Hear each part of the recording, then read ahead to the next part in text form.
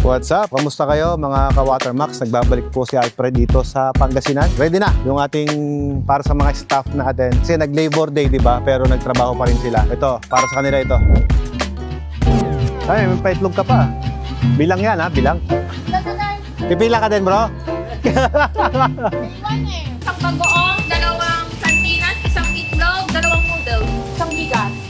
Sige na, pila na kayo.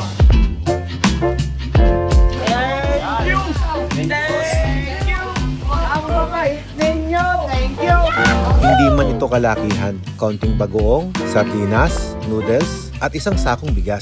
Pero sigurado, galing ito sa puso. Sa bawat pagod at sakripisyo ay binibigay nyo araw-araw. Gusto namin ipaalam, hindi namin kayo nakakalimutan.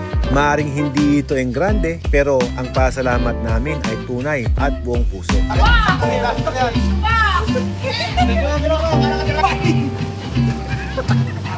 Salam! Hoy, ayaw nyo! Umpasa na na! Dalawa lang! Han! Guard mo na, guard! Guard, kuha na kayo! Okay na. May bigas ba? Guard!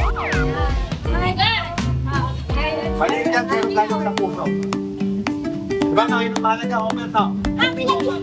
Sa box! Kayo ang dahilan kung bakit patuloy kami ni Ella Max na lumalaban araw-araw. At dahil sa inyo, patuloy ang serbisyo. Simpleng regalo, pero malaki ang pagpapahalaga namin sa inyo. Maraming salamat sa aming mga kapamilya sa Watermax Enterprises. Sa inyong sipag, dedikasyon, at malasakit. At dahil dyan, mas galingan pa natin, mas palakasin pa natin para mas marami tayong matulungan at mas marami pang buhay ang maiangat. Ipinapakita namin ang aming pagpapahalaga sa walang sawang sakripisyo ng bawat isa. Naway maging inspirasyon ito hindi lang sa atin kundi sa iba pang kumpanya na pahalagahan at alagaan ang kanilang mga empleyado. Dahil kapag inalagaan natin ang ating mga tauhan, siguradong gaganda ang kanilang serbisyo at ang tunay na makikinabang ay ang ating mga customer.